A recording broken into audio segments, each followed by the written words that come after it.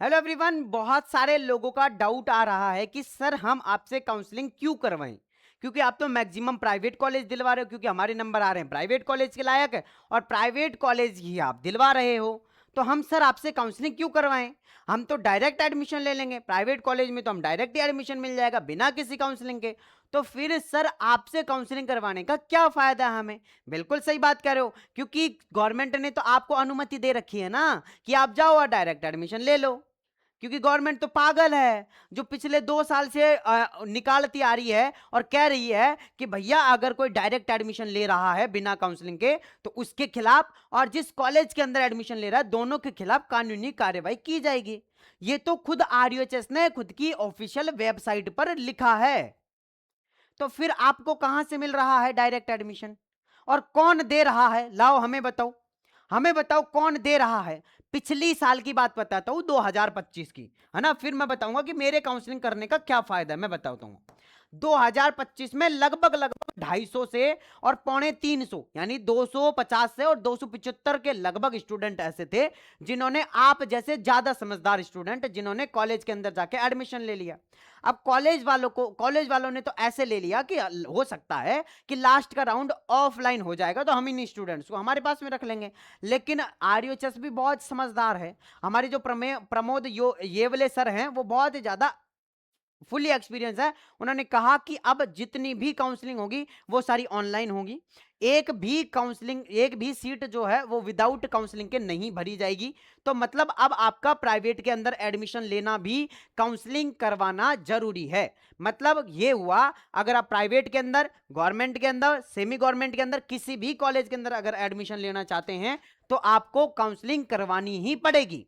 दूसरी चीज, ठीक है भैया अब हम आपके पास काउंसलिंग क्यों करवाएं? हम तो बाहर ई मित्र पे भी करवा सकते हैं। बिल्कुल करवा सकते हो, मैंने कभी मना नहीं किया कि आप मेरे पास में ही काउंसलिंग करवाओ, आप बाहर ई मित्र पे भी करवा सकते हो। लेकिन मैं एक चीज कहना चाहूंगा कि उस ई मित्र वाले भैया को कम से कम इन चीजों के बारे में नॉलेज होनी चाहिए। अगर कोई फुल्ली अपडेटेड है, किसी को फुल जानकारी है इस चीज के बारे में, तो ही उस आदमी से आप लोगों को काउंसलिंग करवानी है। जैसे कि अगर मैं आप लोगों से एक चीज कहूं और आज छोटा सा एग्जांपल देता हूं, एक तो नया नया डॉक्टर है और एक भाई साहब 15 साल का एक्सपीरियंस वाला डॉक्टर है, तो आप किसके पास में इलाज करवाने जाओगे? ऑब्वियस सी बात है कि सर जी 15 साल वाला एक्सपीरियंस वाला है उसके पास में जाएंगे हम तो जो नया नया है उसके पास में नहीं जाओगे। तो इसी तरीके से पिछले 5 साल का एक्सपीरियंस है कि कैसे काउंसलिंग करनी है, क्या कट ऑफ रहती है, कौन सी कॉलेज की क्या कट ऑफ रही है पिछली बार, किस कैटेगरी में कितनी नंबर पर उस स्टूडेंट को कॉलेज मिल चुकी है ये वाली, तो इस बार कितने नंबर पर मिल चुकी होगी, वो पूरा का पूरा डाटा है हमारे पास में, एक्सपीरियंस है उस चीज का। बट अब एक चीज आप खुद ही समझो, मैं समझा देता हूं, फिर बाद में जो है वो हर वीडियो के अंदर तो नहीं बता सकता ना, तो इस वीडियो के अंदर बता देता हूं। आप ई मित्र वाले भैया के पास में गया, अब आरयूएचएस की एग्जाम साल में एक बार लगती है और हो सकता है कि आप आसपास में आपके एक ई मित्र वाला है और उसके बीच में सिर्फ एक आप अकेले विद्यार्थी हैं जिसने आरयूएचएस का एग्जाम दिया है, तो आप अकेले विद्यार्थी जाओगे उस पास में, तो अब उनको भी नहीं पता कि काउंसलिंग कैसे करनी है, कौन सी कॉलेज भरनी है, क्या पता क्या करना है क्या नहीं करना है। वो खुद आपसे पूछेंगे कि कौन सी कॉलेज भरूं। अब आपके पास में रिप्लाई नहीं है कि कौन सी भरवाऊं मैं। आप कह दो कि हमारे आसपास की भर दो, वो भर देगा बेचारा, ना उसको पता है कि कट ऑफ क्या रही है, ना उसको पता है कि कितनी सीट है इसके अंदर, ना उसको पता है कि इस कैटेगरी में इस नंबर पे मिलेगी कि नहीं मिलेगी। अब घर वाले जाएंगे, अरे आरयूएचएस और एसएमएस कॉलेज बढ़िया होती है ये भर दो, 30 नंबर पे वो भरवा के आ जाएंगे, वो आज मिलनी कल मिलनी, आपको नहीं मिलेगी वो। तो इसलिए कह रहा हूं कि हमारे पास में काउंसलिंग, बेशक हमारा चार्ज थोड़ा सा ज्यादा है, क्योंकि आप लोग कह रहे हैं कि सर जी हम बाहर जब करवाने जा रहे हैं तो 100 रुपए लेता है मित्र वाला भैया, लेकिन सर जी आप तो एक काउंसलिंग के ही 200 रुपए ले रहे हैं, तो उस चीज का हम फायदा भी तो दे रहे हैं। आप बाहर ही मित्र वाले भैया के पास में जा रहे हो दोपहर में, है ना, उसने कहा कि भाई साहब मैं दोपहर में फ्री रहता हूँ, दोपहर में जाओगे धूप में, है ना, कड़कती धूप में आप भी जाओगे, आपके साथ में बच्चा भी जाएगा। दूसरी चीज, फिर रास्ते में भूख लग गई, गर्मी में कुछ हो गया तो गन्ने का जूस पी लिया, 20-20 रुपए का, 30-30 रुपए का, है ना, तो 40 रुपए ये खर्च हो गए, 50 रुपए पेट्रोल के, तो 100 रुपए तो आप ऐसे खर्च करके आ गए, प्लस आपका टाइम वेस्ट हुआ। अब हमारे पास में नहीं, ये सारी चीजें नहीं है, सिर्फ कॉल करके बोलना पड़ेगा कि सर जी काउंसलिंग कर देना, हमारे पास यहाँ पे आप लोगों की काउंसलिंग हो जाएगी। तो ये सबसे बड़ा बेनिफिट है, ना आप लोगों को ये मित्र वाले भैया के पास में जाना है, ना आपको काउंसलिंग के लिए वहाँ जाके बोलना है कि मेरी ये कॉलेज भर दो और ये कर दो और वो कर दो, सारी चीज़ हमारे पास में रहेगी, तो हम आप लोगों की फुल्ली काउंसलिंग कर देंगे। तो ये चीज़ है ना। दूसरी चीज़, बहुत सारे लोग यूँ कह रहे हैं कि सर जी अगर हमें कॉलेज नहीं मिली तो क्या आप हमारी फीस रिफंड करोगे क्या? एक चीज़ मैं फिर आप लोगों से ही पूछूंगा, अगर आप ई मित्र वाले भैया के पास में गए और आपने काउंसलिंग करवा ली और काउंसलिंग करवाने के बाद आपको कॉलेज अलॉट नहीं हुई, तो क्या आप उससे पैसे मांगने चले जाओगे? नहीं जाओगे ना। फिर तो फिर मेरे से क्यों मांग रहे हो भाई? मेरे से क्यों मांग रहे हो बताओ?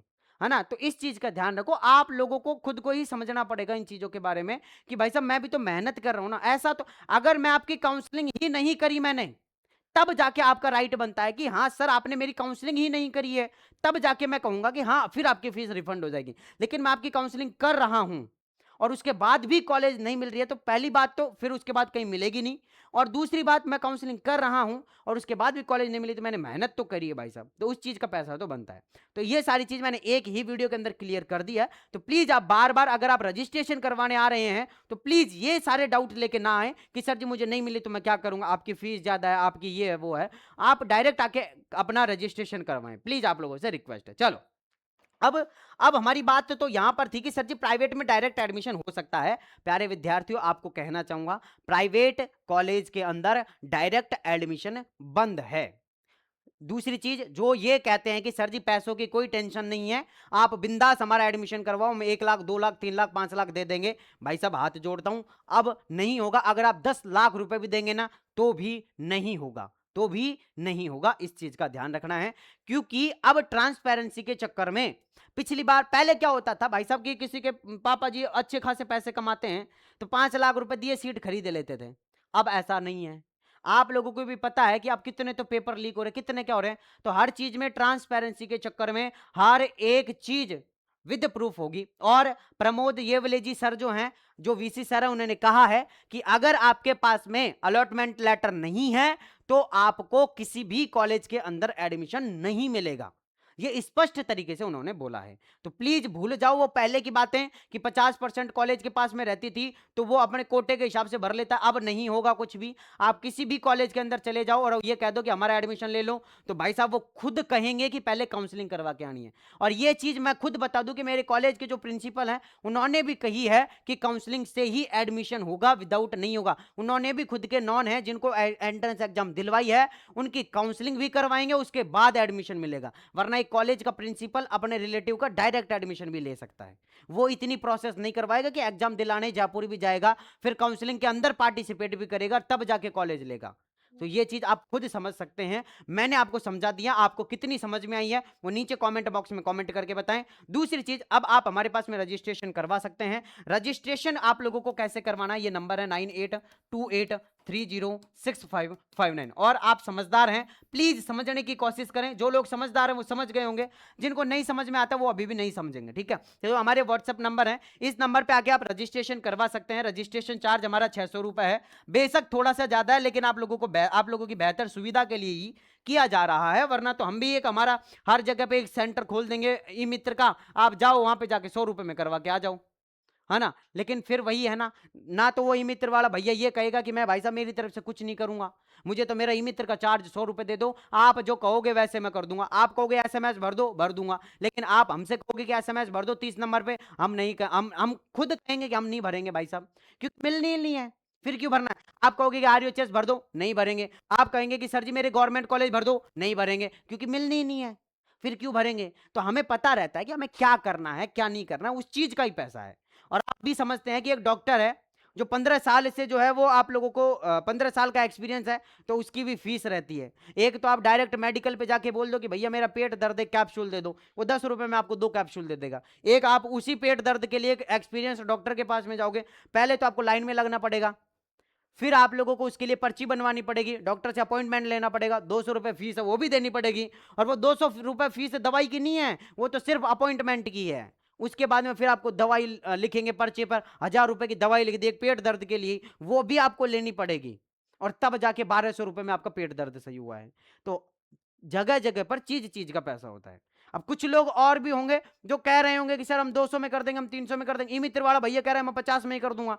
तो आपकी बात सही है, लेकिन आप समझो, मैंने एग्जांपल दे दिया, आप समझ गए होंगे। बाकी आपकी आपकी मर्जी है, आपको जहां करवाना करें। मैं आज तक ना, हमने, हमारी टीम ने कभी आज तक आगे से कॉल किया है। हमारे पास में कितने ही स्टूडेंट्स के मैसेज कॉल आते हैं, लेकिन हमने कभी भी आगे से किसी स्टूडेंट को यह नहीं कहा कि आप हमारे पास में आके काउंसलिंग करवा लो। हमने कभी नहीं कहा। जो स्टूडेंट आ रहे हैं अपनी मर्जी से आ रहे हैं।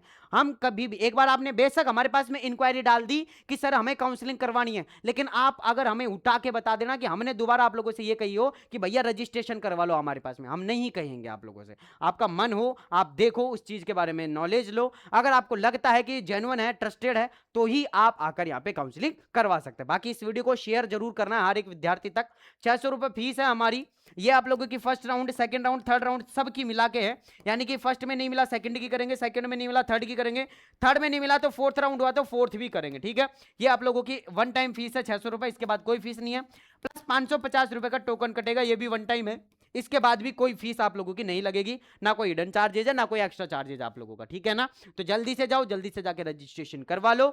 बाकी मैं मिलता हूं आप लोगों से नेक्स्ट वीडियो के अंदर। और लास्ट एंड फाइनल बोल रहा हूं बेटा जी, अगर कोई आप लोगों को डायरेक्ट एडमिशन दे रहा है तो सरासर फ्रॉड कर रहा है। इस चीज का भी आपको ध्यान रखना है। बाकी जो भी वो अपडेट था, जो आप लोगों की एक लाइन आई थी, वो लाइन भी मैं आप लोगों से वो सर्च करके और मैं आप लोगों को डालने की कोशिश करूंगा कि प्रमोद येवले सर ने क्या कहा है कि अगर आपने बिना उसके एडमिशन लिया तो आपके खिलाफ और आपने जिस कॉलेज के अंदर एडमिशन लिया दोनों के खिलाफ कानूनी कार्रवाई की जाएगी। वो लाइन भी मैं आप लोगों को बताऊंगा। ठीक है ना, तो चलिए मिलता हूं आप लोगों से नेक्स्ट वीडियो के अंदर। जब तक के लिए जय हिंद, जय भारत, नमस्कार।